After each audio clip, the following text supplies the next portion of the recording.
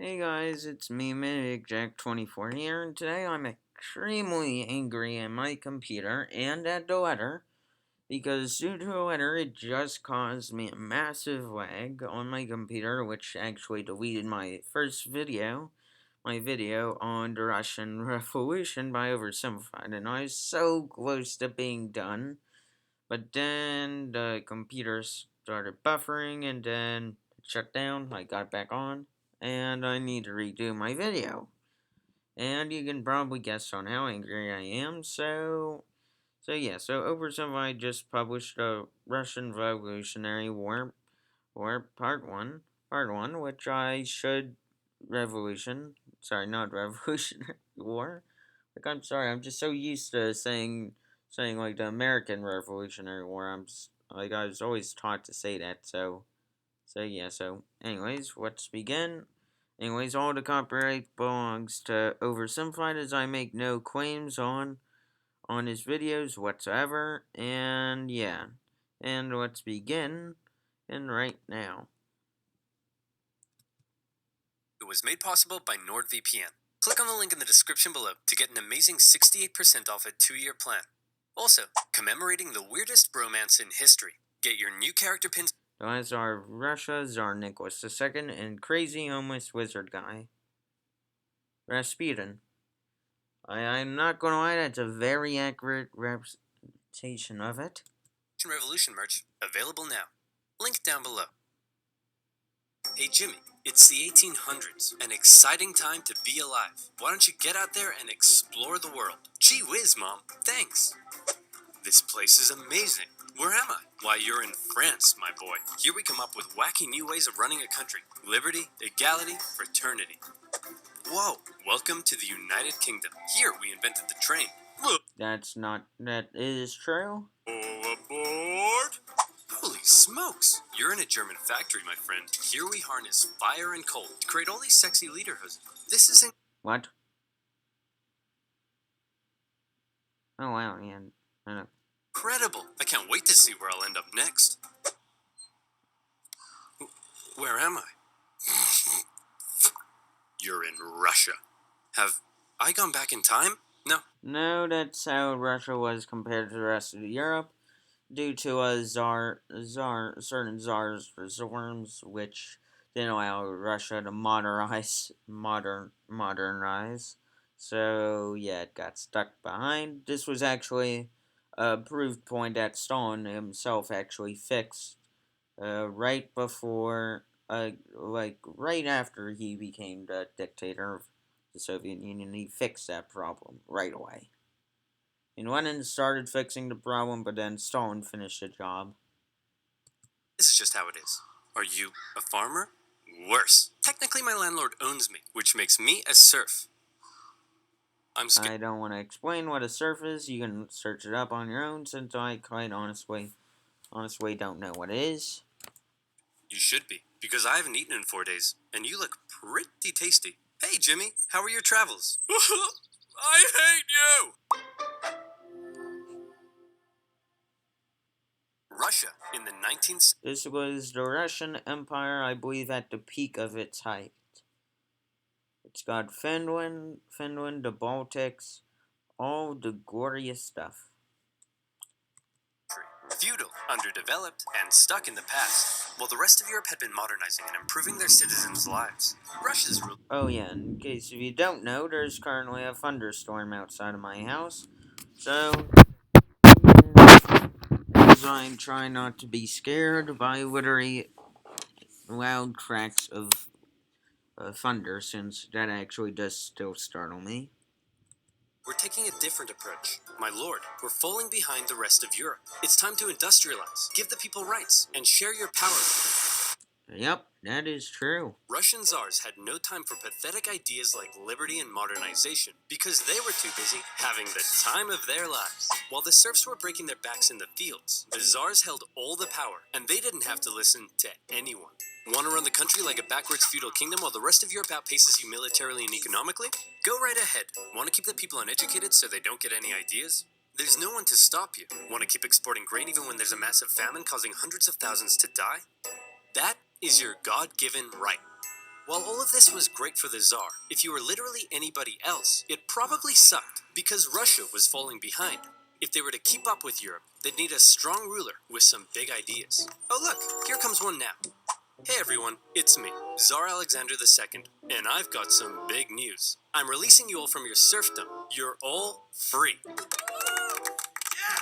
Yep, I'm the best. Oh, there is one thing though. I spoke to your local lords and they weren't happy about losing all their free labor. So as a compromise, you're all gonna have to pay them back a near impossible amount of money for the next 49 years. Expect your lives to barely change. Okay, bye. Now I know what you're thinking. This Tsar Alexander II seems like a pretty cool guy. He's trying to reform the country and get Russia on the right path. Everyone must love this guy, right? Wrong. Why does one man get to decide the fate of... Once again, I made a statement earlier on how this guy... Wait, is this guy early Lenin? Lenin or Trotsky? Because I know that the goatee and beard looks, and glasses sort of looks like either Trotsky or someone else. I could be completely mistaken on this. If I am, please correct me in the comments down below. One in the country. This whole system is dumb. Somebody should do something. Like what? Like kill the Tsar. You're gonna kill the Tsar? Well, me? No. I'm busy. I was kinda hoping you'd do it. Okay. See? The people love me. They're throwing flowers, confetti, and high-grade explosives. I bet it did not create an explosion like that, but the explosion could have been something similar to that. Okay, Nicholas. Your grandfather has a mild case of being blown up by a terrorist. And he's not looking... Oh, I hate that mild case. Mild case of being blown up by a terrorist. Yeah, I hate that case very much. Very much.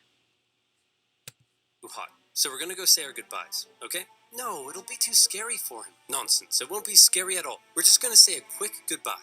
Ready? Boy, look at me. The people did this to me. And one day, they'll do it to you! See? Wasn't scary at all. So Alexander II was dead. But luckily, they had another Alexander lying around. Alexander III. And he felt his dad's reforms had weakened the Tsar's authority. Russia was massive, and as a result, had many ethnic minorities. Yeah, you see, back then the Russian Empire had Finland, both Poland, Belarus, the Balkans, Ukraine, Georgia, Georgia and other countries, Kazakhstan, Turkmenistan, Uzbekistan, and I'm forgetting the other stands here, but you get the idea. And then pretty much they just had what? Then the rest are just Russians, I guess. Russians? More interested in their own cultural heritage than in loving me? Isn't it great? So much beautiful culture and diversity in our great nation. Oh yeah, that's another great response. Alexander thought all these minorities should be a little more Russian, and thereby loyal to him. So he repressed religious minorities. He repressed non-Russians. He introduced the Okhrana, a secret police force that repressed anybody who thought having a Tsar was dumb. If Alexander II was the great reformer, Alexander III was the great repressor. Now that's how you run a country. Hey, Dad? Ugh, great. It's my son Nicholas, who I like to call a girly girl because... That's actually true because Tsar Alexander III actually did call Tsar Nicholas a girly girl. That is actually pretty true. So weak and pathetic. When are you gonna grow up?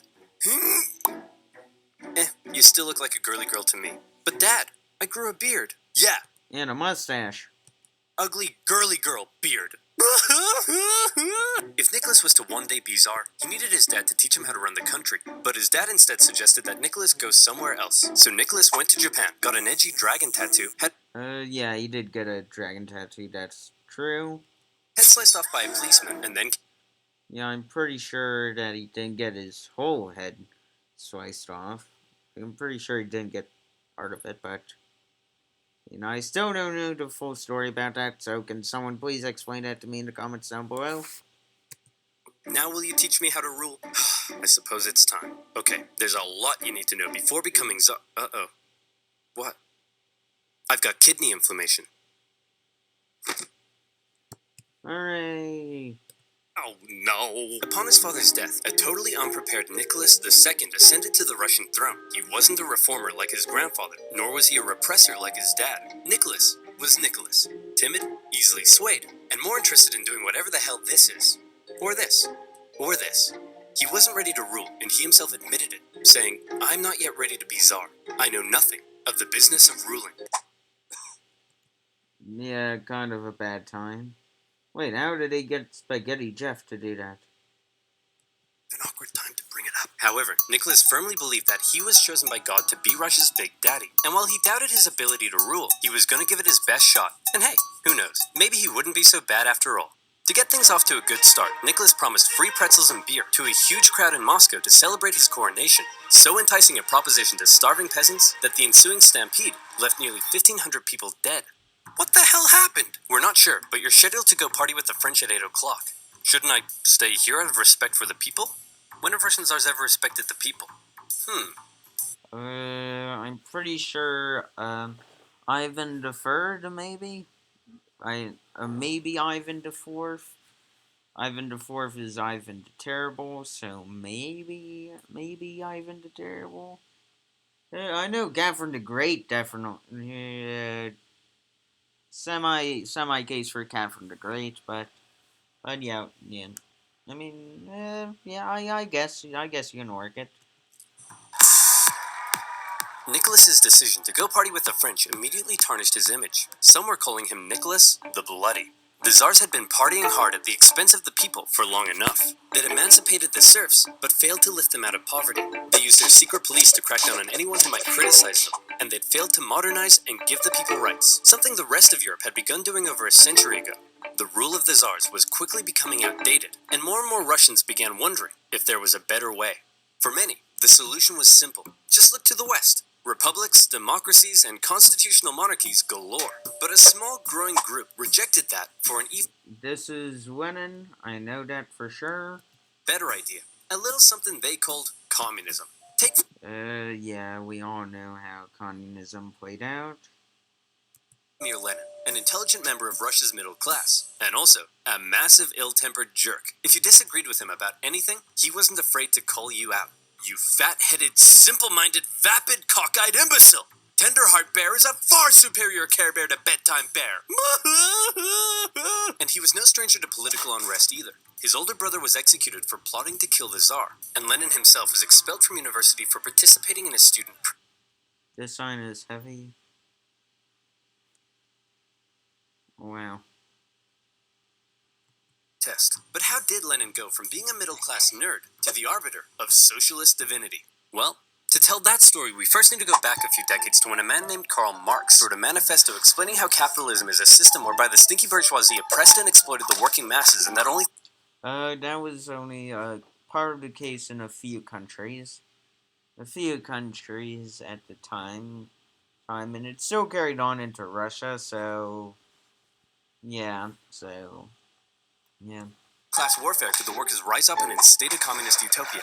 Now go back forward a few decades to Lenin reading that manifesto Stalin also read this manifesto. and loving it. But publicly admitting you loved Marx and not Russia's big daddy would get you the cruelest punishment imaginable. Exile to Siberia. Enjoy exile, where you'll live with your wife, chill around town, and secretly write socialist newspapers. Hey, that doesn't sound so bad. And your mother-in-law is going to live with you. Alright, I admit it, that is pretty bad.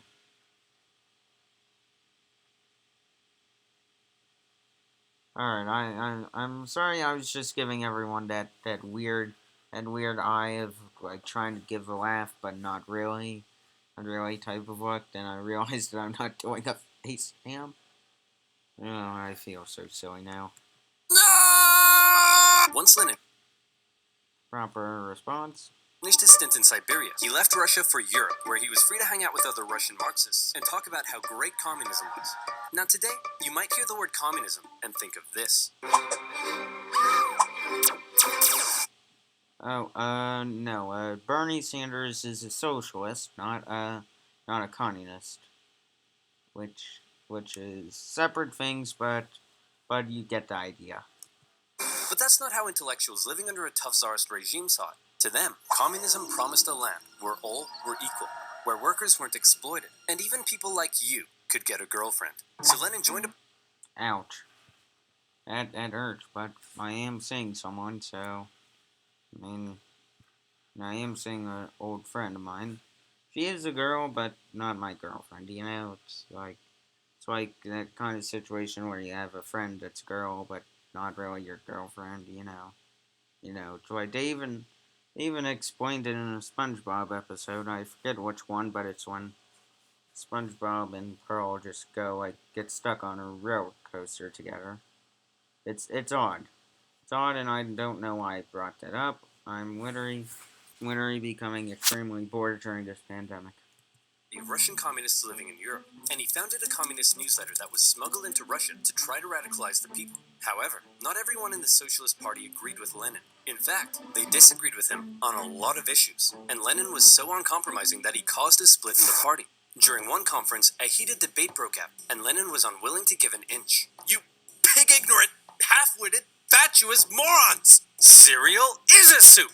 Cereal is not a soup. Cereal is a soup, or then explain how come it's not heated. But all in seriousness, cereal is not a soup. Lenin, you're a smart guy, but you have no idea what you're talking about. We're out of here. All in favor of cereal being a soup?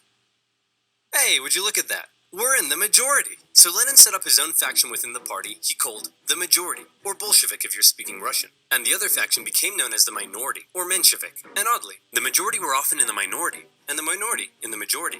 The Mensheviks were less radical, whereas Lenin wanted the Bolsheviks to be loyal to him and his uncompromising ideas. And if... yeah, he sort of realized backwards when he learned that Stalin was about to take control, so, yeah. He sort of realized that he just set Stalin up for a brutal dictatorship of all time. Weren't loyal? Well, then you're gonna get a big brain beatdown. Mensheviks worried that Lenin's attitude could lead to a one-man dictatorship. But come on. Lenin was a dictator, but Luis's reign ended very soon. But Stalin's dictatorship right after Lenin's sort of messed up Russia, but sort of gave Russia some new improved stuff, better factories, better war materials. Stalin pretty much made Russia into a superpower, but that was at the cost of about 60 million lives. Yeah. This guy look like a dictator to you? Yes. For now, Lenin remained in Europe, writing his socialist newspaper and impatiently awaiting an opportunity to overthrow the Tsar and bring communist utopia to Russia. Cool. A free hat. Who the heck are you? I'm definitely not a Russian secret police officer spying on Marxists. Oh crap, I don't want secret police watching me. Then you, my friend, should use NordVPN. Oh no, since he's about to do his ad thing, I'm sorry oversimplified, as I pretty much don't want to be caught up stuck in your ad, so I'm just gonna have to do this. Muchos arigatos, mon petit pois. Now where was I? Did he speak in a few different languages right there? I'm pretty sure he did. Oh yeah. A timid, easily swayed Tsar, a massive ill-tempered jerk, impatiently awaiting a communist revolution. And revolution was coming, but not in the way Lenin thought. Back in St. Petersburg, one of the Tsar's most skilled and influential advisors knew the country finally needed to catch up with the rest of Europe. Hey Nick, we really got to industrialize, get more factories, and make some, I don't know, textiles or something. Won't that change the social fabric of Russia? Maybe. Hey, isn't it past your bedtime? But I haven't had my milk and snuggles yet. Will you snuggle me? Nicholas thought modern... Alright, I'm weirded out, but at this time I'm surprised. In a good way I'm surprised, in a bad way I'm weirded out. Was boring, but he let Sergei do his thing. And do his thing he did. He borrowed some money and got Russia some sexy factories. And you know what sexy factories means. Sexy workers. Dirt poor sexy workers. Aww. Long hours, low wages, filthy disease-ridden factories, sleep in overcrowded dormitories with all your stinky worker friends, get your arms ripped off in a freak Russian doll accident. Conditions were terrible. But this growing working class wasn't about to take it lying down. And due to this thing, this is actually what led communism to be more popular. During parts of this is how parts of the Communist Party saw equal opportunities to start in some stuff, but at the same time they didn't fully do it yet. This was more setting up a few stages for the Communist Party. To do what workers do best: strike. Despite Sergei's efforts, people in Russia still weren't happy. Peasants were still poor, liberals still wanted reform, and now the workers wanted better working conditions. And the problem with being an autocrat is that when everyone's unhappy, there's only one person to blame: you. The people hate me. What do I do? Ooh, I know. Why don't we find a weak and pathetic nation to go to war with? We'll win easily, and everyone will love me again. Why don't we just try treating the people better? I'm pretty sure you get the idea, but... As luck would have it, an opportunity for war was forming in the Far East. Russia wanted to expand its sphere of influence into northern China, and coincidentally, so did Japan. But yeah, so, alright, so let's rewind. Back to my World War II video from OverSimplified. So pretty much, part 1, so pretty much Japan took over Korea, and then they wanted Manchuria, they went to war with Russia, and pretty much kicked Russia's butt straight out of China and of Korea. Japan didn't really want war, so they proposed an idea to reduce the tension. Hey man, we'll let you do your thing in Manchuria if you let us do our thing in Korea. I don't think so. We've got the largest army in the world. What do you have? I'm the Emperor of Japan. I have a giant mecha suit. Whoa. Cool. Nicholas and the boys didn't see Japan as a threat, so they felt they could push Japan around. But little did they know Japan had been rapidly militarizing, and when they launched a surprise attack on a Russian fleet at Port Arthur, everyone was shocked. Nicholas hoped it was an opportunity to win a quick war and regain the support of the people. Nobody seriously thought a puny Asian country could defeat a European superpower, And so let me explain this. So back then, all the way back in the early of the 1900s, pretty much before that, most European nations, which I guess Russia falls into into a European nation. So pretty much as the European nations saw themselves vulnerable, super powerful forces that almost no one can push around. And so Russia happens to be the first person that manages to stick their foot onto the bridge, and the bridge sort of collapsed on them, and they got their butt kicked. Very hard. People were filled with patriotic spunk. Hey everyone, we're at war with Japan! The good thing. Hey everyone, we're losing the war. The Japanese won, an embarrassing defeat for Tsar Nicholas. Russia had enough problems, but now it had been internationally humiliated. The public were outraged. Unrest increased. Nicholas needed snuggles now more than ever. Yeah, I'm sorry, dude. I know that... hold on, let me just go back for a second. Public were outraged. Unrest increased. Nicholas needed snuggles now. Yeah, I agree. Like, this isn't his job, but I mean, isn't his wife supposed to do that? Am I mistaken at this point or not? More than ever, the tension was rising rapidly, and Russia was on the verge of revolution. All it needed was one disaster to push it over the edge, and that disaster would come in January 1905 from an unlikely source, a handsome Orthodox priest named Father Gapon.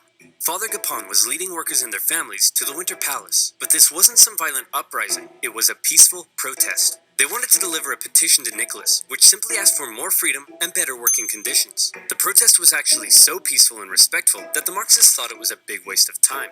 Hey Nicholas, some priest is leading a peaceful protest. Says here they want to give you a petition. A peaceful petitioning priest? I better get out of here. Nicholas had... That's sort of... like, I don't blame... but what's going to happen next, I might have to disagree.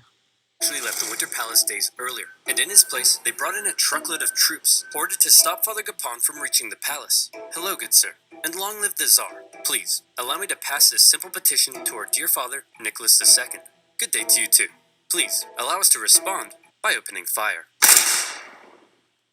I'm sorry that I know that's a tragedy, but I'm going to have to say this. I have a feeling people are going to be mad at me, but that was slightly a tiny bit of a good call from a military standpoint.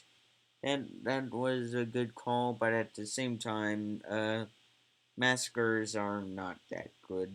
I mean, some of them help build and to form countries into what they are today. But yeah, I'm sorry. Yeah. You can be mad at me on what you want, but those are just my opinions. And this is my channel, so yeah.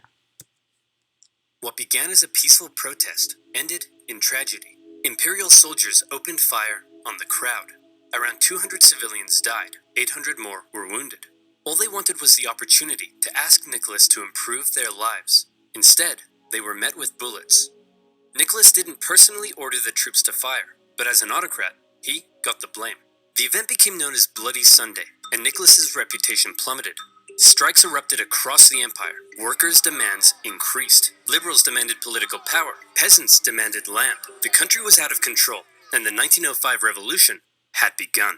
Listen, Nicholas, peasants seizing my land and murdering my family I can tolerate, but illegally chopping my wood? That's obscene! And the worse I treat my workers, the more they strike. I don't get it. Everyone relax. As long as the military is still on my side, there's nothing to worry about. Sir, the sailors are starting to mutiny. Well, Oh no, that ain't good.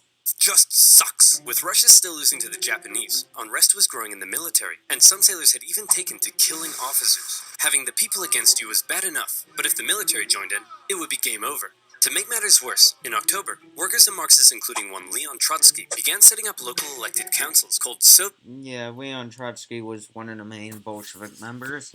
But besides Lenin and Stalin. that coordinated strikes and supplied the workers. Sergei could see the writing on the wall. Things were going south fast, and he needed a big idea to save the Tsar. And luckily, he had just that. You see, all these angry people from different parts of society weren't really working together, meaning there was a weakness to exploit. Sergei wrote a manifesto that would give the liberals an elected assembly called the Duma. It took some convincing, but eventually, Nicholas agreed to share power and have his laws approved by an elected assembly. Hey, liberals, here's your stupid manifesto. Happy now? We certainly are. But what about these guys? Aren't you going to give them what they want? Oh, goodness no. I was just going to kill them. With the liberals satisfied, and after ending the war with Japan, the Tsar brought thousands of troops home, who then dismantled the Soviets, arrested their leaders, and crushed the peasant uprisings in the countryside. And how about that pesky parliament Nicholas had agreed to share power with? Well, he then wrote a bunch of new laws, which basically said, hey, remember that manifesto I wrote and how you guys were going to approve my laws? Slight change of plan. Actually, I'm going to do whatever the hell I want, and you guys are going to shut up. What? The people won't stand for this. People? What people? Alright, that is pretty much a good point. You know, this is why people don't like you. And just like that, Nicholas had survived the 1905 revolution. But wait, a revolution? In Russia? Where was Lenin? Well, Lenin and his communist pals were still in exile. He tried desperately to radicalize the uprising, but all he could do was watch. As the movements failed to organize, the liberals sold out the poor, and the Tsar outplayed the people. Furious, he believed Russia had missed a great chance for a real revolution. From now on, he felt the only way left was an armed revolution by the workers. Watching the events of 1905 unfold, Lenin learned a lot. The Tsar, however, would prove to have learned nothing. After the 1905 revolution had failed, the Tsar's new top man was Pyotr Stolypin, and he had big ideas to prevent any more chaos. Step 1, reform agriculture. This'll make the peasants love you. And step 2, will kill anyone who doesn't. To discourage any more revolutionary ideas, Stolypin began to crack down even harder on the Tsar's opponents, and thousands were sentenced to death. The noose even earned itself a new nickname, Stolypin's necktie. I don't get it. Oh, I see, because it goes around my neck. That's so funny. But despite the oppression, many positive reforms were also being made, and the Russian economy even began to improve. This was a problem for Lenin. If the people weren't suffering, then they wouldn't support a revolution. Still in exile and lacking funds, the Bolsheviks simply weren't in a position to do anything. Luckily, it was around this time that Lenin met an incredibly handsome Georgian with your second favorite historical mustache, Joseph. Oh no, here's where Stalin's dream came. Here's where an important moment in history sort of happened, meaning that this is where Stalin became pretty much a basic thug for the Bolshevik Party in Russia. So this is what happened. So Stalin pretty much was able to start doing some strikes, and while he was doing the strikes, he sort of came up with a few insane quotes and sort of became more insane sociopathic and not really caring for how many people he killed. 60 million is dictatorship. Could you excuse me for a second? I just need to take this call.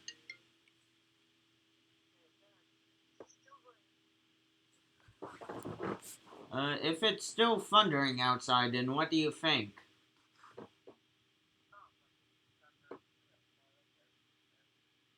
Alright.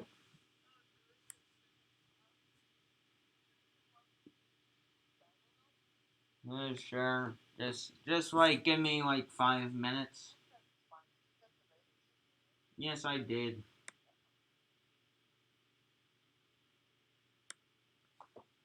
Alright, so I'm going to play back the footage and see how much you guys heard, but pretty much that's it. And so Joseph Stalin, the evil, one of the cruelest men in all of history. He killed more people than Genghis Khan and Mao Zedong.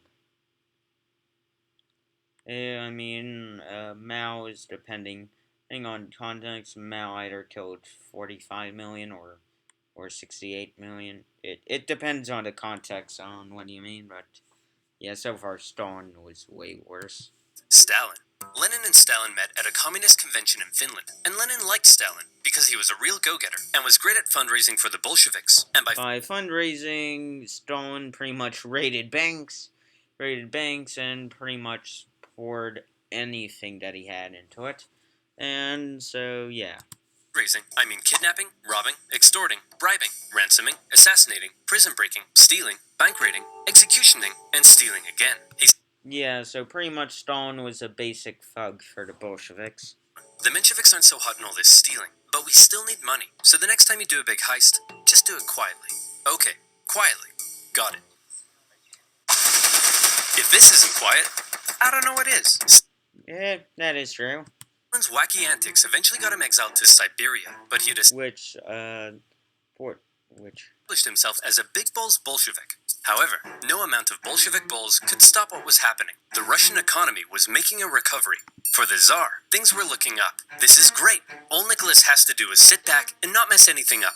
Hey everyone, big news. I'd like to introduce you to my new best friend. He's a crazy, drunken, beardy, horny, scandal-ridden magic wizard man, and he smells like a goat. Alright, I'm about to do the quickest summary of Rasputin. Pretty much, Tsar Nicholas and his wife had their son, I believe, and his son had like a disease or something that would make him act up, and Rasputin was able to calm him down, and like be like a sort of in case you can't tell, I'm about to say air quotes on, religious healer, air quotes off, so that way you know that air quotes happened. So yeah. Screwed. Rasputin. A dirt poor peasant from dirt poor nowhere. But unlike all the other dirt poor peasants, Rasputin had holy healing powers. And when this holy mystic wandered into St. Petersburg... Yeah, he allegedly had healing powers. He once healed a horse. I'm not sure if he just by touching the horse or by doing something else. Yeah, the life on this man is crazy, and pretty much he did get most of the ladies, even though he never took a shower. People began to notice. He quickly became famous, and word of this mystery man and his healing hands made its way to the royal palace. The appearance of a holy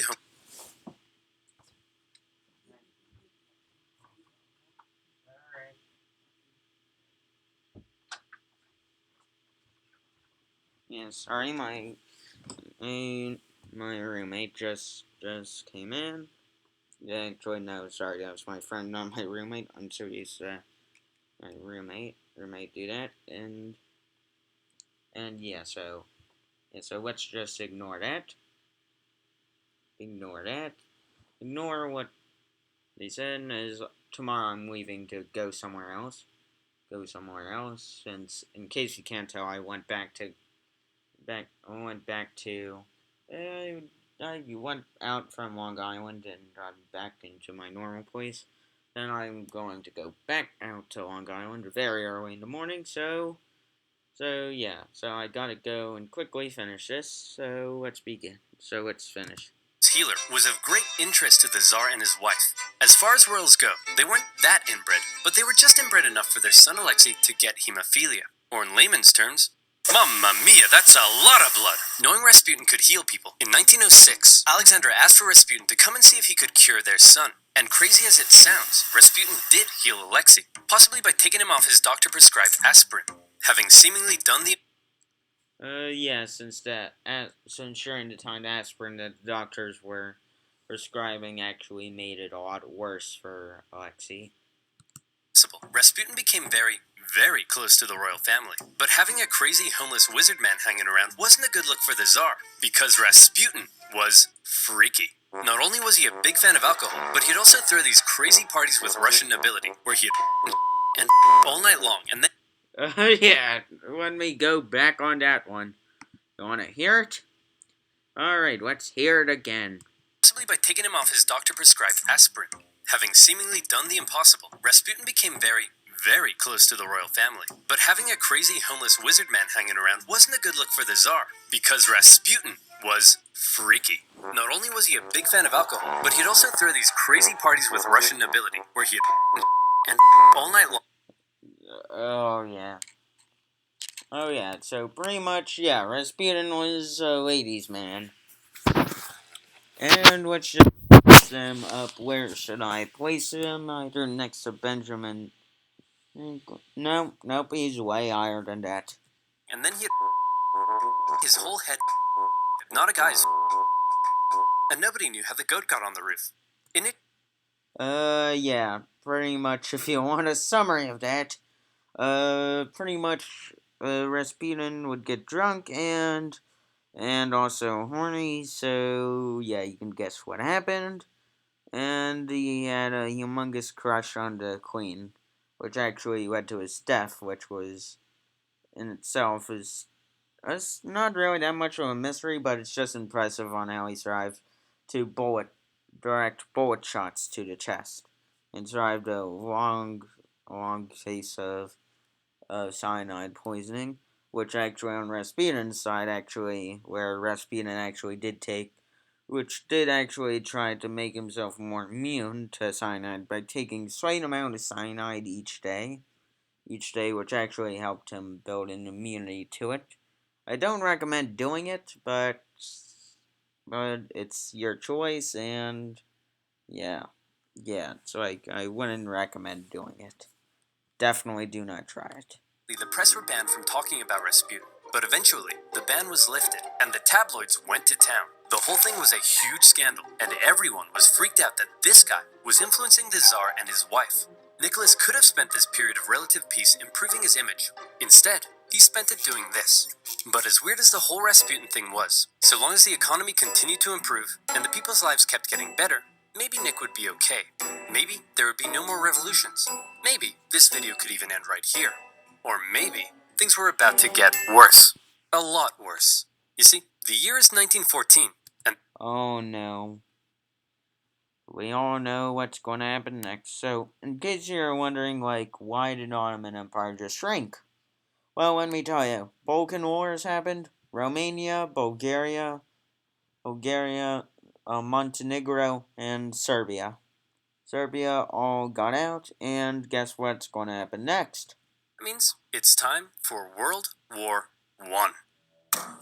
And yeah, World War One was pretty much a hard hit to the Russian Empire, since they had to lose territory, and they pretty much had a whole civil war, which this is about to explain. So, anyways, that was the Russian Revolution by OverSimplified Part 1. Anyways, hopefully you guys enjoyed the video. If you did, make sure to leave a like and comment down below. And anyways, hopefully you guys enjoyed it. Anyways, goodbye.